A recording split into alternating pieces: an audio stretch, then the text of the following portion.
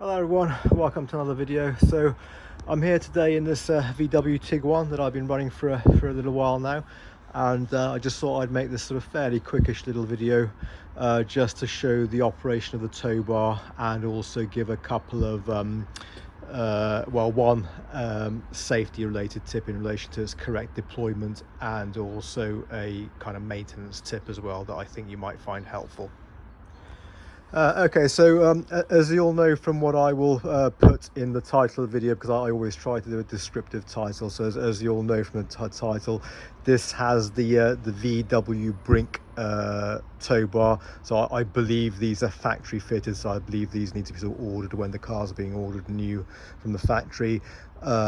This car obviously happens to be a Tiguan 2008, but the same system is fitted to some other VWs. I know that for sure. I'm not quite sure exactly which sort of model years or ranges, but you know, if you've got the sort of that tow bar, there's a good chance that you know,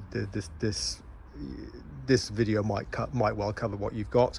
But just one thing to clarify is that some models do have the model with the electric release, and this is definitely not one of these. This is a manual version.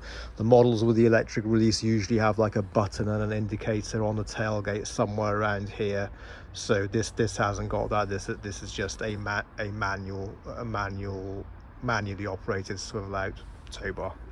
Okay, so deployment procedure. Obviously not the easiest thing to film, but I've set up the shot as best I can, so hopefully it'll be all right.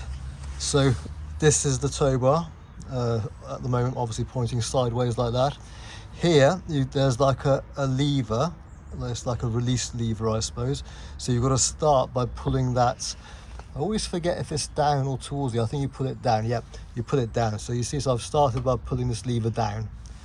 Now once you've done that, I think the tow bar, yes, so now the tow bar will drop down like that. So pull it all the way down. Once you've got it into this position, you can actually let go of this bit. You don't need that anymore.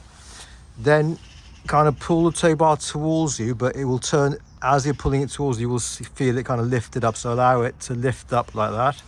Keep pulling it towards you.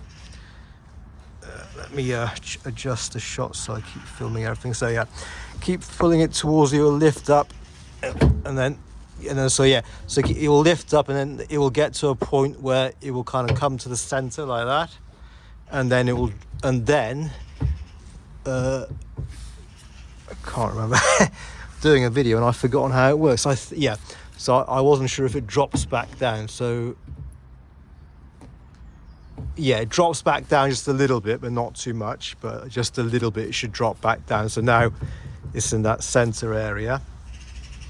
So then the important thing that you next have to do is engage, you know, that I suppose you'd call it a safety catch. So as you can see, that this lever is in this position at the moment, and that indicator is indicating red. You have to turn this until the safety catch kind of like springs and it goes green like that. So now that is locked in place. If it's so, as well as not being able to move down, this now won't move up either. Now that's important, because when that safety catch is not deployed, let's release it again. Yes, it can't move down, but it can move up. Do you see what I mean? So that is not a safe position for towing. So that's very important.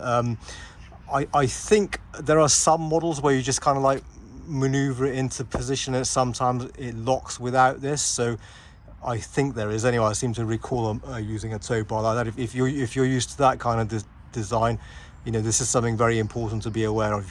You've got to flick this up, and it's got to go green, which means that's locked in place.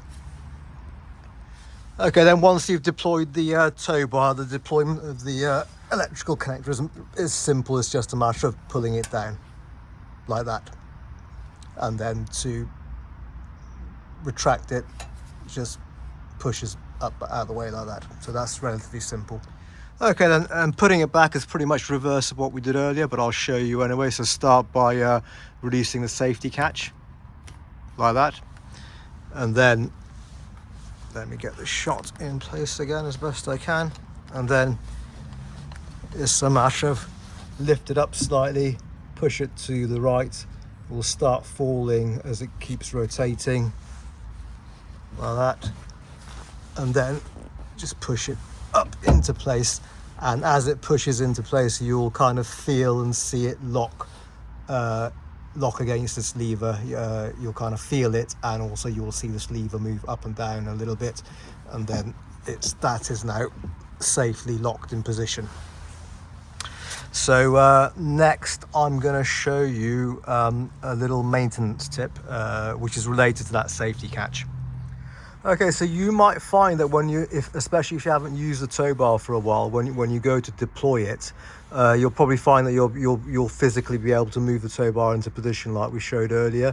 But there's a good chance that when you go to rotate that safety lever, it will rotate a bit, but it won't rotate. It won't sort of flick up and rotate all the way to that green position. It will kind of just rotate maybe about halfway or just a little bit, and it will still show red.